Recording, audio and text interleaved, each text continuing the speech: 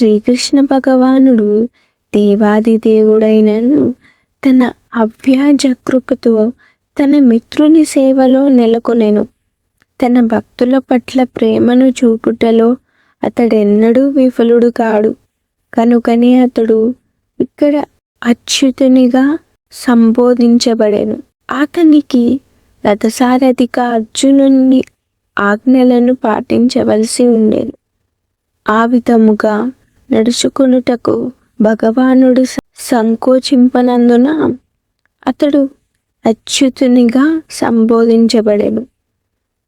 అతడు తన భక్తుని కొరకై రథసారథి స్థానమును స్వీకరించినను అతని దివ్య స్థితికి ఏ విధముగాను భంగము వాటిల్లదు.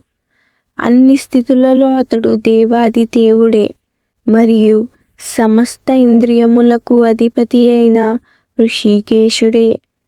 భగవానుడు మరియు అతని సేవకుల నడుమ గల సంబంధము దివ్యము మరియు మిక్కిలి మధురమైనది. సేవకుడు ఎల్లప్పుడూ భగవంతుని సేవ కొరకై సంసిద్ధముగా ఉండును. అట్లే భగవానుడు కూడా తన భక్తుని ఏ విధముగానైనా సేవించుకొను అవకాశము కొరకై ఎల్లప్పుడూ ఎదురుచూచును.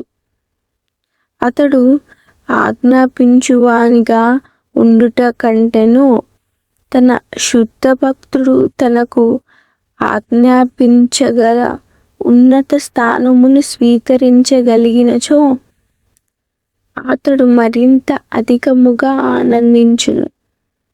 నిజమునకు అతడు ప్రభువగుట చేత ప్రతి ఒక్కరును అతని ఆజ్ఞలకు లోబడి ఉందురు.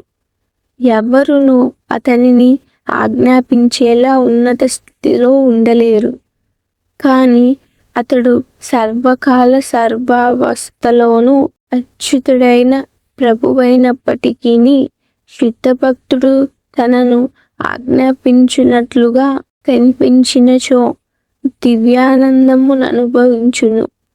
భగవానుని శుద్ధ భక్తుడిగా అర్జునుడు తన దయాదులతో సోదరులతో యుద్ధము చేయదలుచుకోలేదు.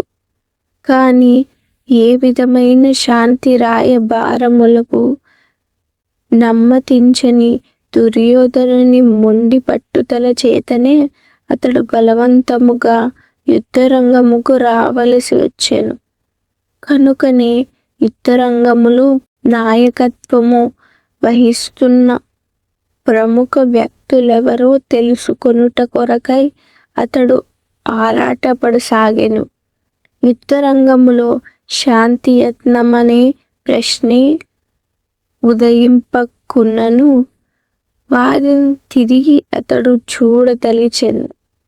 అంతేకాకుండా అవాంఛనీయమైన యుద్ధమును వారెంతగా కోరుకుంటున్నారో కూడా అతడు చూడదలిచెను.